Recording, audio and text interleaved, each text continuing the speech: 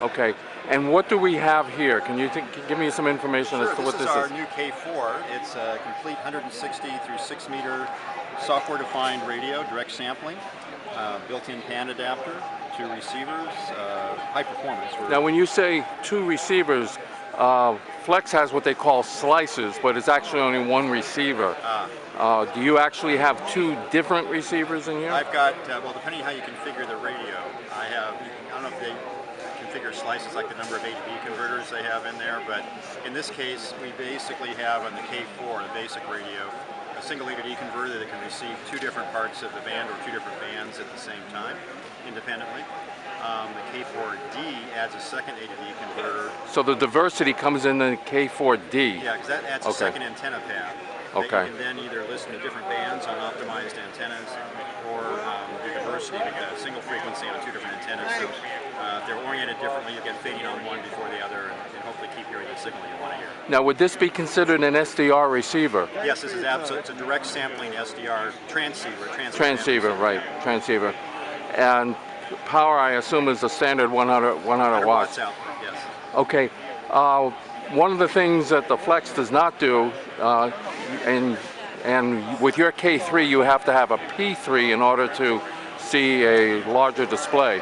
Do you have to have a P3 or P4 with this? No, there's actually, it's built into the radio here with HDMI output out the back. So if you look behind me, there's a large monitor. I'll move this out of the way. That's being driven off the radio right now, and that could have either the same spectral display that we have. In this case, I'm taking just the spectrum off the LCD and placing it over here. Or it could be spectrum from a different band. It can be split where this is one band, this is a different band, which is nice also.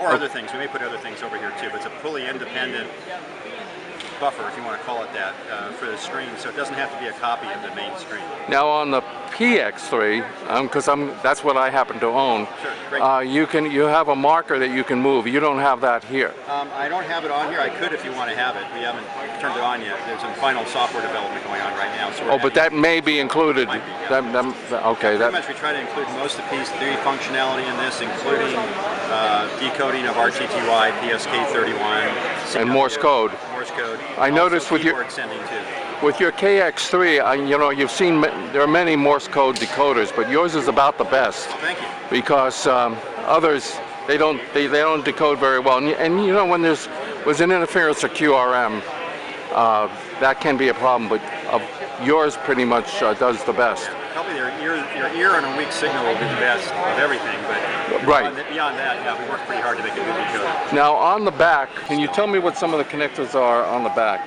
Sure. On the upper left-hand corner, we've got antenna 1 through 3. We have the auto tuner installed. That gives you 3 transmit-receive antennas. The 4th one there is actually for a future internal VHF/UHF module. That will be a 2 meter and UHF 70 centimeter all-mode module. Down below there, you've got transverter in and out for external transverters. Also receive in and out if you wanted to put a filter or something else in the receive path. And then over on the right, it has all of our I/O, both for computer I/O over here and USB I/O. We even have a built-in sound card, so if you're running data modes off an external computer, you can use our sound card inside the radio and just talk to us digitally, so you don't have to worry about any analog audio lines or RFI interference, things like that. How much is the additional? Do you have to buy an additional tuner with this? There's an optional tuner for it. I believe it's $3.99 or $4.99. I have to double check. And so that tuner goes inside? That tuner goes inside and takes you from 1 antenna to 3 antennas in terms of the output. That also provides you a matrix relay selection of which receiver gets one of 5 antenna paths.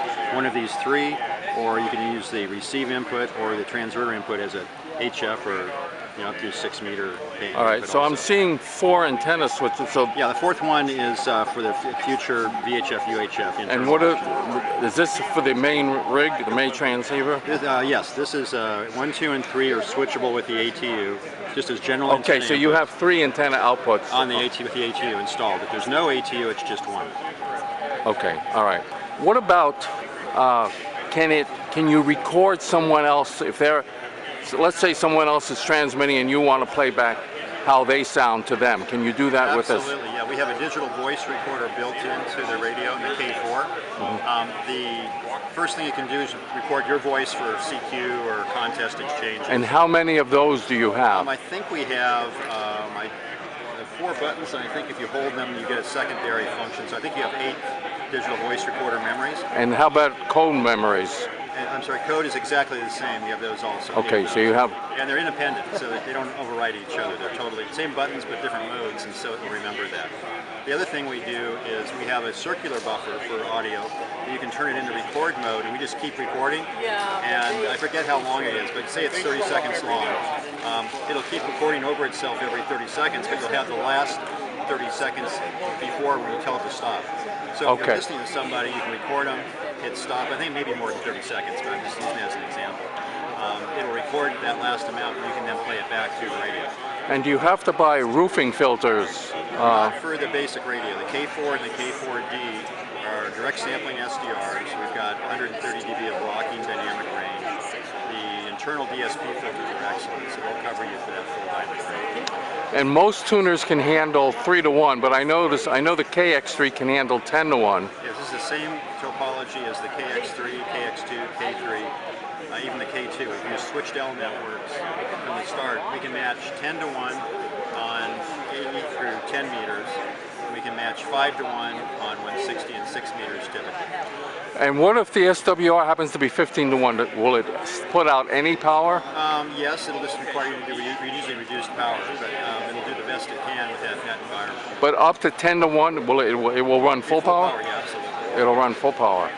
I'd recommend running 10-to-1. No, right. That's, yeah, I understand that. When will it come out in kit form?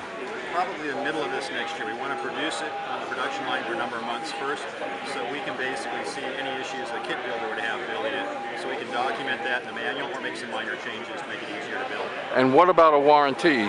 Warranty is 1 year from date of sale at this point. Okay.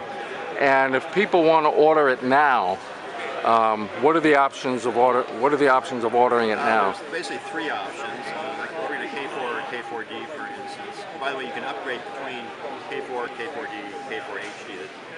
So you can upgrade without having to send it back in, or? Exactly. If you want to, you can send it back, but we turn down the radio a little bit here. We basically have some plug-in modules to go add performance to the radio. For instance, if you need the second antenna to a second receiver simultaneously with your main receiver, so 2 different antennas, that would be the K4D option for diversity or for being on different optimized band antennas for the 2 receiver paths. That can be added by just adding a couple of boards to the radio to plug in. And when do you expect to start shipping? Expect to start shipping sometime after the first of next year. Okay. Delayed from my original schedule, which is late December.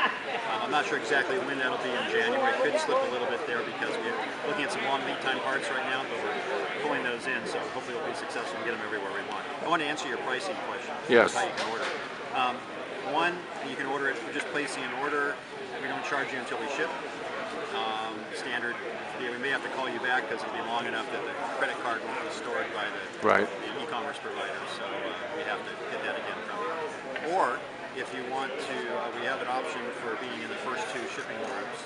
If you want to be in the first shipping group, that one will be close to full price of the radio. It's about $39.99 for the K4 deposit. And these are all refundable, of course, anytime you get cold feet and want to change your mind, you will do that. We have no problem with it. And the other one is $1,500, and that's to be in the second shipping group. So 1, 2, 3. If we want to be in the third shipping group, basically, and then that's a couple months basically catching up with backlog. And no deposit? That's no deposit. Oh, no, okay. And what's the price of the radio you anticipate to be? Approximately, and we're basing the deposits on this now. For the K4, it's $39.99.95.